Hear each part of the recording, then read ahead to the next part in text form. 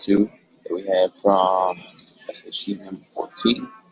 And let's jump in. So the question says, over the course of the passage, the main focus shifts from, and we get these kind of questions every now and then when we're talking about a shift in focus over the course of the passage. And there's a couple ways to approach it. So the first thing that we have to have is we do have to have sort of a general comprehension of what's going on in the text. And that's why I have this kind of reproduced here, this little outline. Obviously, this is not something that we'll do while we're taking the test, but this is just to give sort of a breakdown of what's going on.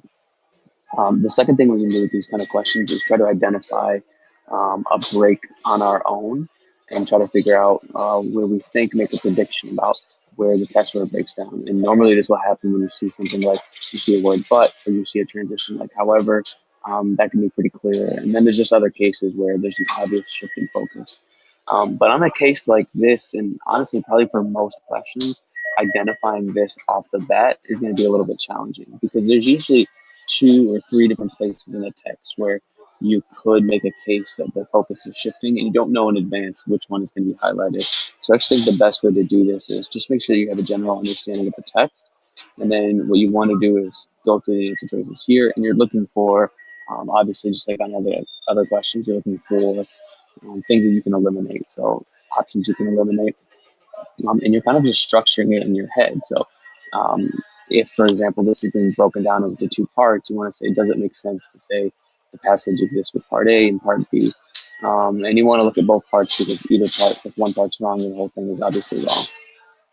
So let's jump in. So A says that the main focus shifts from an example of data collected using the HST to a discussion of design flaws that led to replacing several instruments on the HST. And it's this part here that should stand out to us. This is pretty specific. This is definitely something that would be highlighted that we would make note of if we're talking about the discussion of design flaws. And I don't have the whole thing reproduced here, but we should know generally that there's really no discussion of that. There's no design flaws that are mentioned, and there's no need to replace the instruments on the HST. Moreover, this part here says it starts with an example of data collected using the HST, when in reality what it starts with is just describing the Hubble Space Telescope in general. And then it sort of ends with the data that's collected. So for that reason, we can eliminate answer choice A.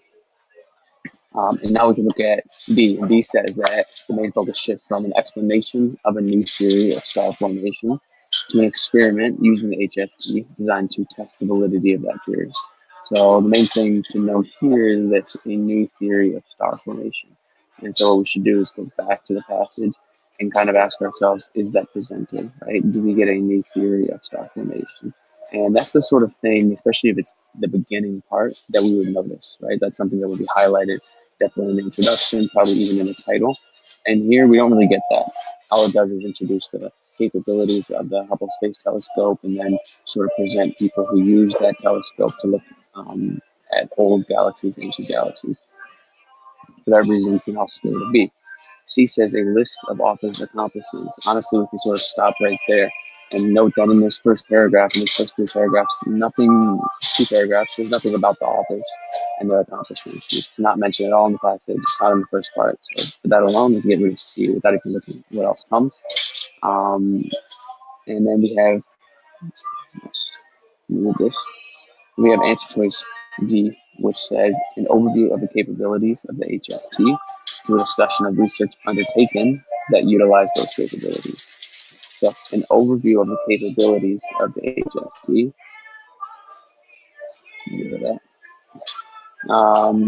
So we start here and we ask ourselves, does that make sense as the first part of the passage? And sure enough, this is an overview of the capabilities. We're told it has extraordinarily sensitive detectors.